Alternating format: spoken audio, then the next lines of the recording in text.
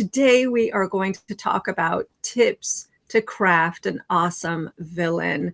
We were talking about that last week in my mastermind with my science fiction and fantasy writers, where I help them take their rough draft and polish it up for publication. It's what I love to do. And I just want to welcome folks coming in. Hello, Bart. Hello, Phyllis. Hello, Amy. Hello, Lori. You're welcome to post into the chat what you're working on. Any questions that pop up as we go, you're welcome to do the exercises as we go. I have 3 points I'm going to walk Gala through to help her brainstorm her villain. Excited. I cannot tell you. I'm so excited. Yeah. Hi, Phyllis. So great to see you. Phyllis is part of our edit lab. We have a monthly live edit lab. Very awesome place. I also release premium audios just for the Edit Lab, which is officially called Edit Your Future Sci-Fi Fantasy Revision Lab. That's $5 a month right now until the end of June. So we're still in founder's price right now, and that'll lock you in. Then the price is going up to $40 a month because, y'all, I have been doing this 20 years. I'm going to charge what I am worth. And I have edited hundreds and hundreds of manuscripts, but it all starts with the brainstorming process. Although I have to share, I am pantsing a novel, like for the very first time. It's like novel number 17. It's a romantasy, I think, but it's really right now mostly romantic adventure, fantasy adventure in a made-up world with lots of magic. It's so fun. And Phyllis says a great point. And this is why we're digging into the villain today. Phyllis says, looking forward, since I always seem to overlook what the antagonist is doing before the big climax, for sure. So let's spend some time. We have 30 minutes together. Let's dive in. So Gala, the first thing is we're going to talk about goal. Oh, and before the call, I just want to we're woo-woo over here. We just did like a 4-minute grounding meditation before this call. So because being creative, we've got a lot going on, and we're used to being in our creative cave, right? And then when we come out into the world, it can be a lot. So encouragement for meditation, for deep breathing exercises, whatever you need to do that helps you come back to center. And so it was really fun. It was really so helpful. Oh, necessary. Thank you so much. Yeah. And way back in my 20s, y'all, I studied at the Berkeley Psychic Institute. I learned grounding. I learned clairvoyance. Although we all have these things, I just learned how to sharpen those skills. So villain. I have to admit, me too, when I wrote my first novel, Henrietta the Dragon Slayer, which was actually my third novel I had been writing, but the first novel I published, writing the villain was very daunting. And it took me, by the second book, I got a little better. By the third book, I was like, I got it. I can now step into my villain. It was very scary, stepping into my villain and owning it. So, because here's what I like to say, kind of silly, but our villains are people too. And they do not think of themselves as a villain. In their mind, their goal, so we're going to talk about goal, motivation, and conflict. Their goal is reasonable to them. So we want a goal that is specific, that is active. Sound familiar, right? This is what we want for our protagonist. Our villain is not trying to be evil. They're just trying to go after something, and they can justify it in their mind. So let's see. I'm going to challenge you, and Gala, if you can share with us, and those of you listening live or in the replay, do this too. Write your villain's goal as a concrete phrase, verb phrase, like to seize, to protect, to punish, to expose, to restore, control, purify, stabilize, and see if you can make it time-bound or urgent. So time-bound or urgent, and this will create plot pressure, both for your villain and for your antagonist. By the way, another name for villain protagonist is antagonist, because not all villains are people in the human sense, right? They could be forces of nature. They could be technology. They could be, what do we got? We got tech, we got nature, we got self. Government, stuff like that too. Like say that again? Like a government or a government. Right. Those are people, though, because there's going to be someone behind those machinations. Mm-hmm. And let's see, I want to welcome Robert, who's writing a YA historical time travel adventure series. Woo-hoo-hoo, I love that. The main antagonist is mirror/shadow to the protagonist. Similar background with different choices. Awesome. So, Gala, here's the prompt. See if you can state your villain what they want by X method for before a certain deadline, because what are the consequences? And I think this is partially where I'm not 100% sure about the villain. So he definitely wants to protect the status quo. So he is in the 1% elite, which are vampires who are in control of all magic throughout the world. So he definitely wants to maintain the status quo, that he specifically, his family specifically, in general, vampires remain to be in the ones who hold all the magic and who distribute it as they see fit. But there's also an underlying thing where there actually are they've depleted most of their resources, and then they find out that there is this other new source that is owned not by them. So there is the seize. They also want to seize, but they want to seize this new source so that they can maintain the status quo and protect their whatever conglomerate, and so it can stay as it is. And I didn't think about putting a time limit on that. I feel like that's a good point, because I was putting the time limit on sort of my main protagonist and how she by when she needs to get a bunch of money. So I wonder if I need to add maybe once a certain number of years, they have some kind of a council where they have to elect the new ruler of vampires, and then if he shows weakness by then, or he shows that he can't control, they might go and select somebody from a rival family, and he doesn't want to for that to happen. That's why he's acting right now. This is coming up right. I'm just this is the right now thought. Right now, that's great. Perfect. Force it. Yeah. So that's because otherwise he's going to be out of power. He and his family, his generations, whatever legacy is going to be out of power. That's great. So that's time bound, right? It's not necessarily urgent in the short term, but there's a time limit. So you said protect, and you said seize. Which one is going to push your story forward? The seize is why he starts acting right now. The protect is basically the core thing. For him to protect his legacy, he has to go and seize this new source of magic for himself. Okay, great. So now I think you can do a draft of the sentence.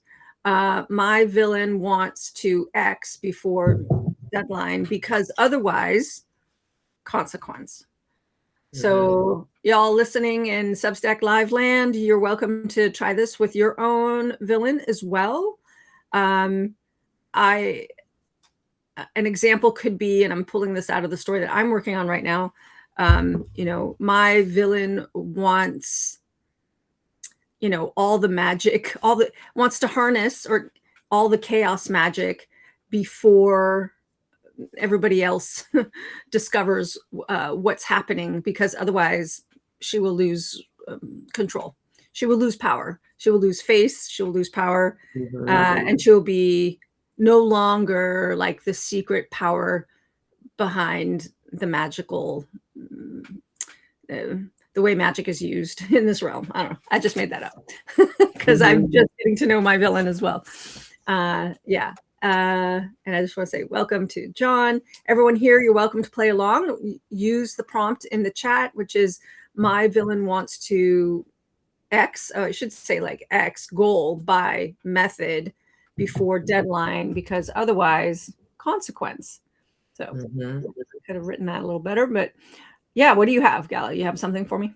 My villain wants to seize the new source of magic before the Vampire Council, because otherwise he'll lose control. He'll lose his position as, I don't know.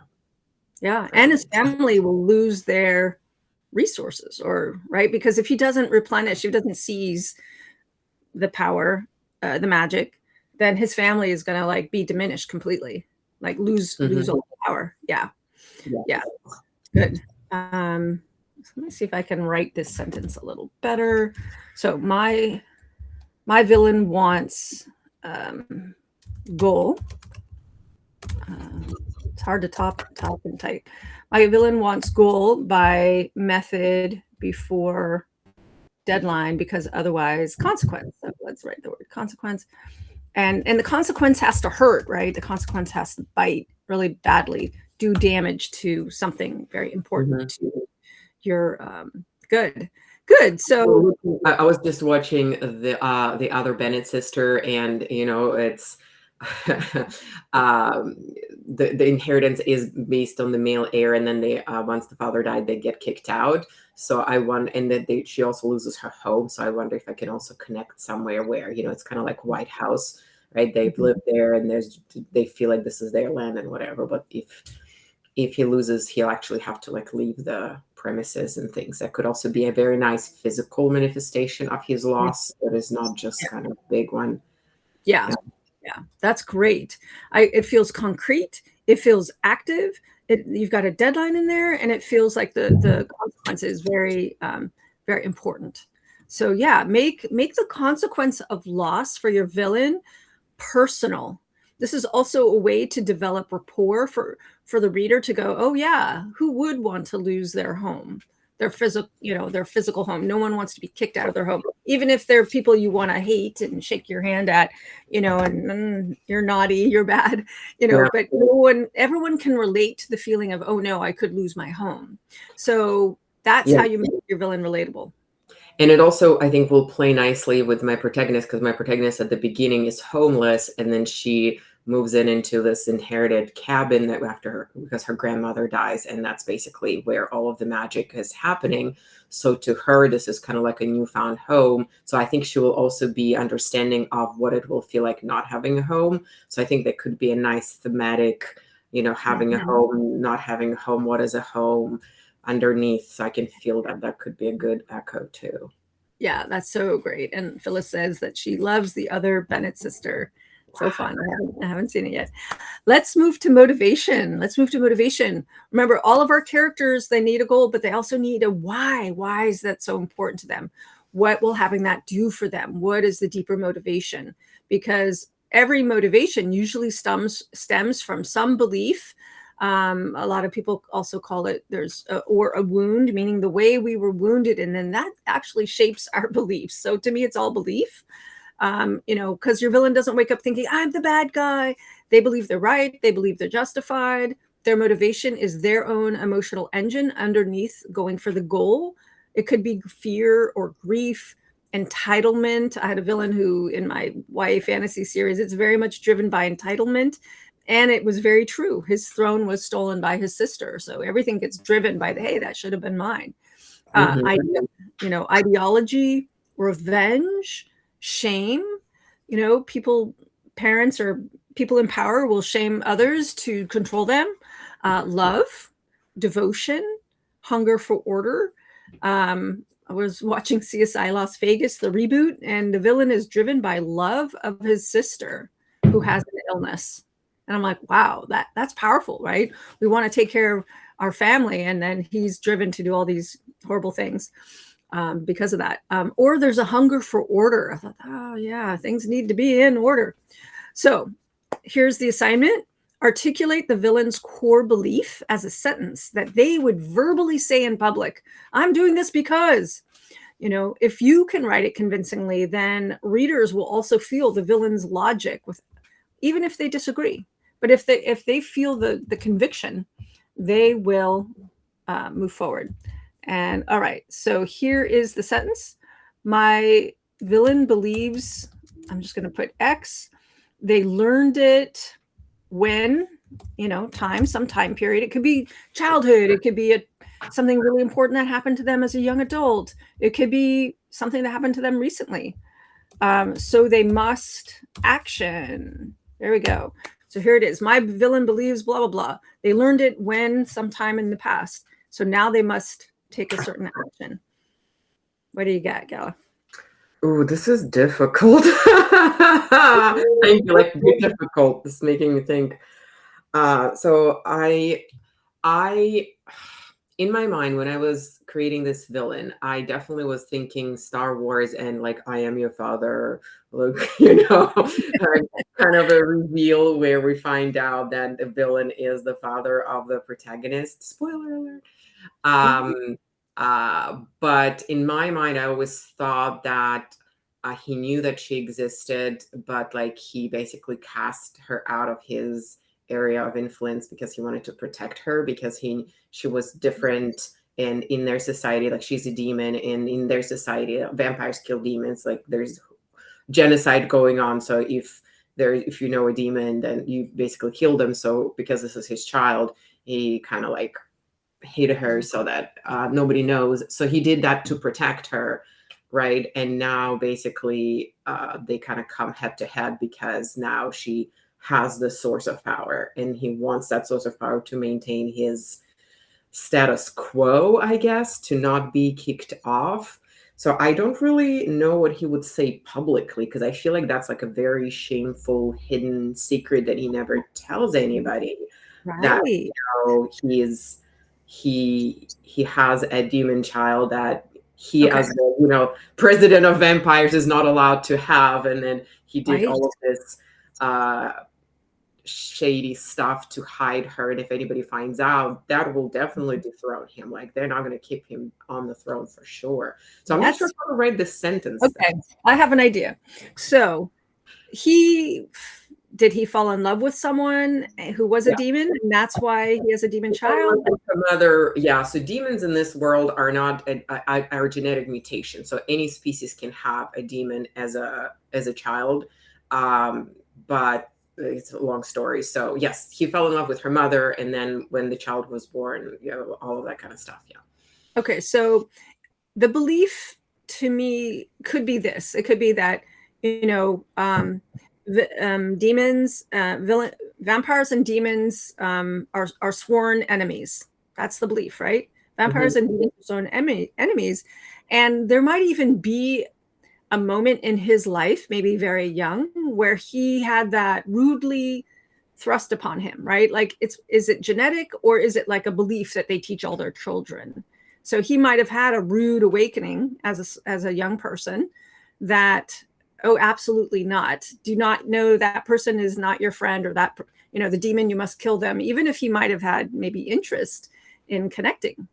So Mhm. it's like, when did he learn that vampires and demons were sworn enemies? That, And how, that's their history. So this is basically like demons were used by vampires to extract magic before, and then once the technology to do it without them, it caught up, and they could do it technologically without using the demon's blood to produce the like that kind of magic. Then basically demons became competition because now they can go and do this, and the vampires wanted everybody to buy magic only from them, so they just started systematically killing all of the demons, because if only vampires can extract magic, then they can be the only ones selling it. So so that's a okay. known thing in vampires. I don't know if I'm making this too complicated. No, what you're talking about is kind of like the encyclopedic entry. What I want to know Yeah. is, from the villain himself, where did he learn this? Because there's the zeitgeist, there's the common cultural think, but then we as individuals, maybe he never questioned the belief. Maybe it's never been challenged. Yeah, I Maybe, could definitely see myself like writing a backstory scene of the wounds, something where like he is sitting with his father on the throne, and they bring like this demon that they caught, or like a demon, several of them, and they like, behead them, or whichever way they kill them. And they're like, if you meet a demon, this is what you do. This is what you always do. So he can have definitely like that visceral memory of, we killed them, like in right. front of everybody. All the vampires are there, everybody is watching, because that's what you do. Mhm. You have a demon, you kill them, and maybe torture them. I do not know, but like do something gruesome. So Right. does Right. that help? Does that That kind of, narrows, that narrows it down, and it's specific. So basically, the father is antagonist to the daughter, the hero. And so you've also got a secret baby trope that's probably going to end tragically, right? I was just reading. About that, but now you're saying that. Well, Ooh. let's do a thank you to Jennifer Hilt, who writes the Trope Thesaurus series. And I was reading the opening of her Trope Thesaurus. You probably have it right at handy. I have it somewhere. All my writing books over there. And she was talking about how the Golden Compass has a secondary plot of, in the intro, she talks about how her fascination with tropes came through her interest in the Golden Compass and reading the books and watching the films. And I've done both. And how the secret baby trope, it's also father-daughter secret is a secondary plot. So that might help you to think through this, because your protagonist is driven by power. And why are they driven by power is kind of where I would, dive deeper. And then maybe it could also be that when he learns that his daughter is a demon, he has to reject her. Otherwise, he knows he will have to kill her. But also that, like, why didn't he kill her? Is that the shame? So there's a lot to unravel here. Anybody's in Gala's position, I would encourage you to ask yourself, well, why did they do that? And what did that, because he loved her mother, and he knew that, killing the baby is going to be devastating to her, and he didn't want to do that to her, and all of that kind of stuff. So he believed at that moment, love was more powerful than the rules of his culture. And so he might now, in the present of your story, consider that a weakness. And Phyllis says, this really goes to developing a backstory for the villain that helps the reader understand, even though they are still repulsed. Yes. So if you can get into his almost like secret heart, that moment of weakness where he doesn't kill his daughter because he loves the mother. And then years later, present time in your story, if your antagonist is there looking at the daughter, or knowing that the daughter is now in front of his goal for power, oh my God, the complicated emotions in that person, right? Like, am I going to choose power over my daughter? Even though I don't know what he feels for his daughter, does he still have love for the mother? Like once in a lifetime love, that you can't betray. So you're also dealing with betrayal. He definitely feels the once in a lifetime kind of, that kind of stuff. So it's complicated, and that's good. Complicated is good because that feels human, right? We all have competing internal motivations and for our goals, right? And we all juggling that. So if you can explore it, and maybe it's not something that he would say privately, but maybe he would. Like, if you put him in confrontation with someone, why are you going after your daughter? If someone finds out, why are you going after your daughter? Well, this is why. And he can even have complex emotions behind that, competing internal conflicts about that. Let's move to the conflict. Because you've already set up this fabulous conflict where, as someone said in the chat today, there's a mirror action going on where the villain's conflict is clashing directly with what they want is in direct opposition to what the protagonist wants. So there's a specific thing, obviously, that is blocking your antagonist from getting what they want. That's our conflict. It could be what the protagonist stands for, what the protagonist does. Just the very existence of the protagonist in your story is causing conflict for your villain. And also, as you've already shown us, a strong villain will have internal conflicts, blind spots, contradictions, the stories they tell themselves, the of two hearts. It almost sounds like there's, the allegiance to the vampire clan and the allegiance to the love of, his daughter's mother. So it's beautiful. And you want to be sure that your villain's strengths is a direct pressure, obviously, on the protagonist's weakness and vice versa. And then it's great if you add some kind of internal in my notes, I have it here as fault line. Like they have a crack in their internal belief system that will kind of make their tragic ending inevitable when you look backwards. And that's usually, like in your case, it could be clan loyalty over personal loyalty, or clan loyalty above all, right? The group versus the individual. The clan must survive, even if what It's kind of like the tram paradox, right? Are you killing this one person, or are you killing those, 5 people? Is this one person is your daughter, but those 5 people are like the members of your clan? Like, who do you save? Where does your allegiance lie? What's more important? Because at this point, it basically will be like, if he doesn't do something with his daughter, then it's going to affect a lot of vampires. And actually, I'm trying to write here, and I said, actually, when I was writing the word action. So here's the prompt. So the hero blocks the villain. So this is a prompt around conflict because of the hero's actions, but also maybe the villain's internal experience. Oh no, the first sentence is the hero blocks the villain because of the values that the protagonist holds, the hero holds, and whatever action they're taking. And the villain can't ultimately adapt because of the blind spot. We just explained that, the trolley problem, or the clan versus the individual. And so the villain will escalate by XYZ action to make things worse. Tighten the screws, so to speak. Because I know at the beginning he's going to come and he's basically going to try to just like, okay, let's solve this nicely. I buy the land, you sell me the land, you get the money because the money is what you need, and I will, because she's like in dire need of money, and I will have the land. Everybody's happy. And basically in his mind, she doesn't know it at that point. He's like, nobody's going to know who she is. She can go and live her life. But in the meantime, while she was living there, she discovers that like she has her whole matrilineal witch lineage, and she's in charge of protecting the land. And like basically everybody on that side, on the protagonist, are telling her, no, you need to protect. She's like, whatever, I don't care about it. I'm just going to sell it and buy the money.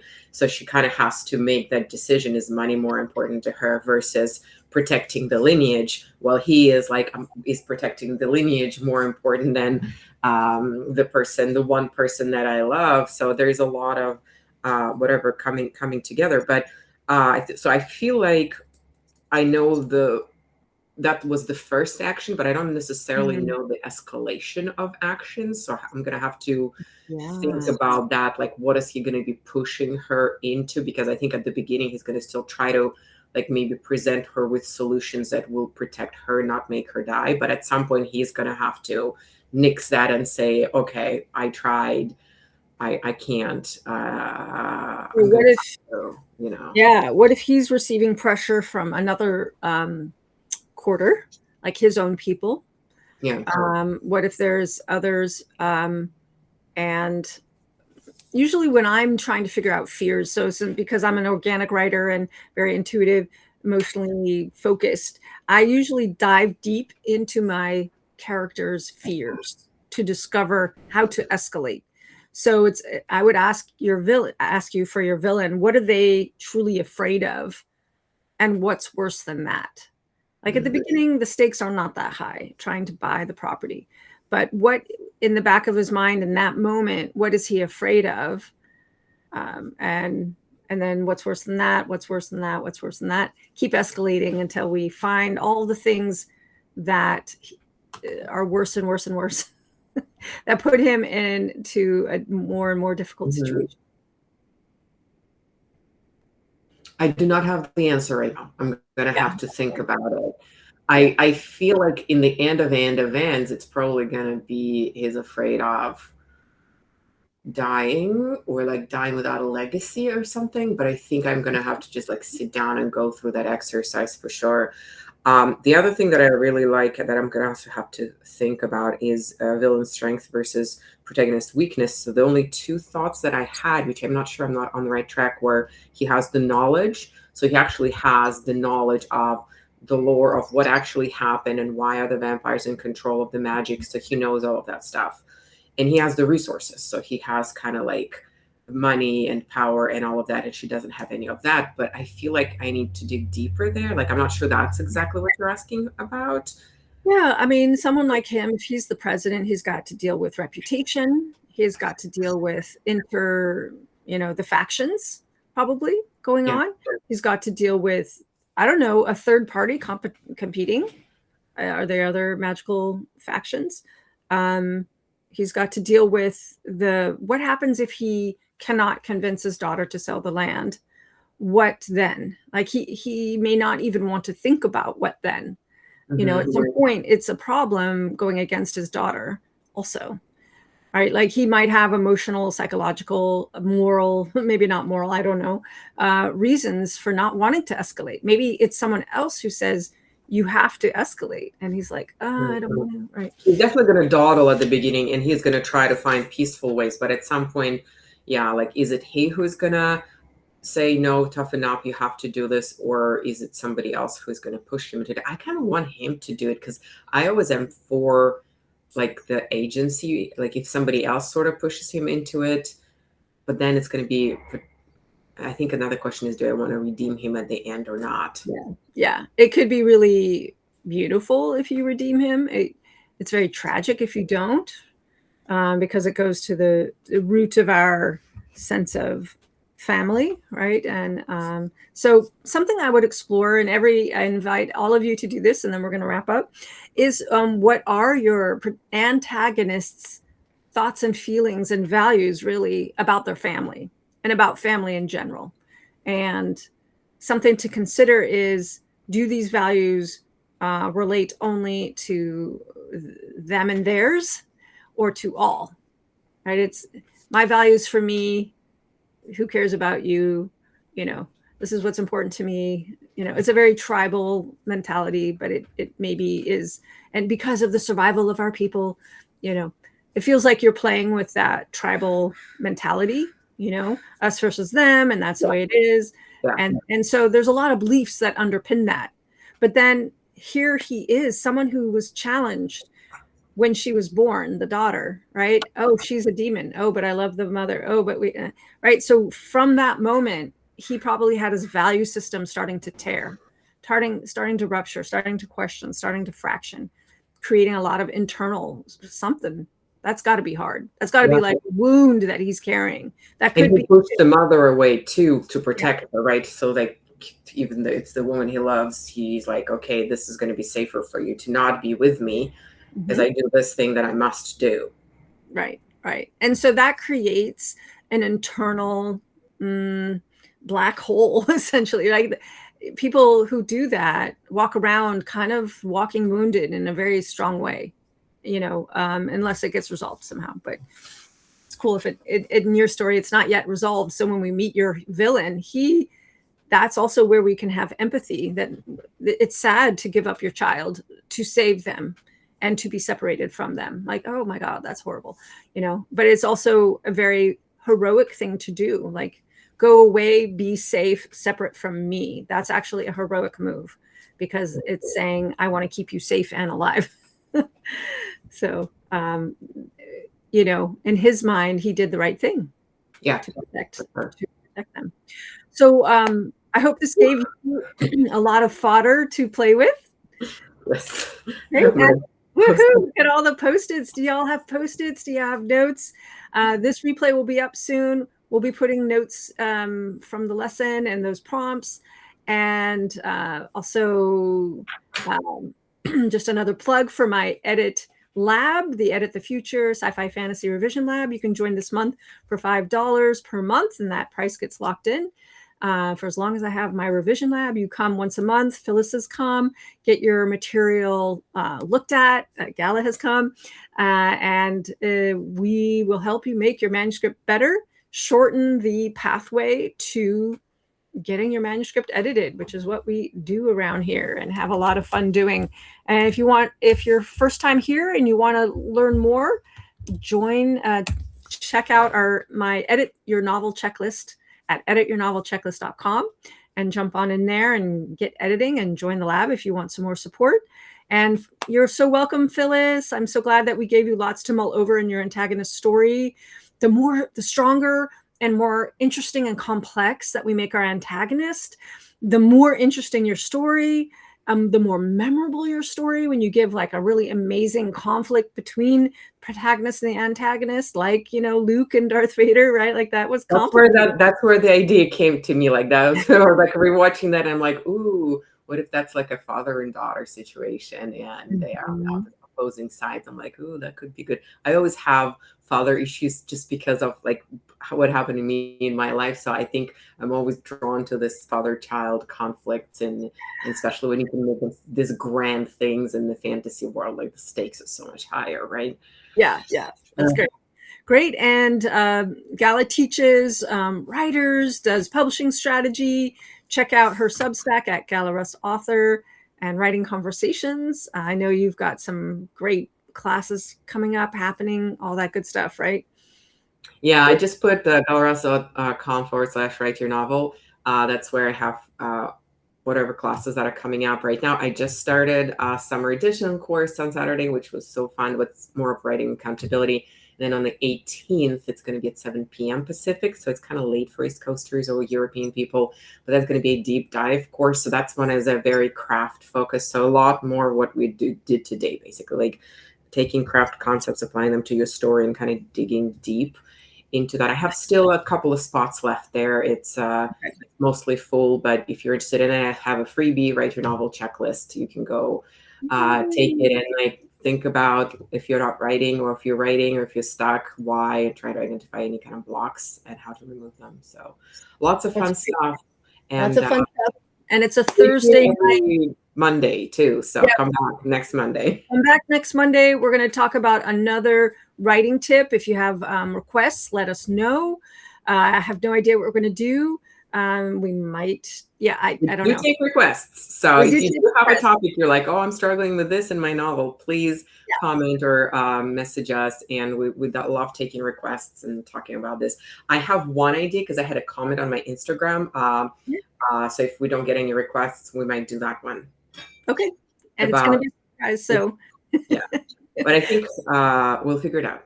It's gonna be we'll figure it out. Do subscribe so you can be notified. We're happy to have you here. Happy writing, everyone. Please go write, edit, have fun with it.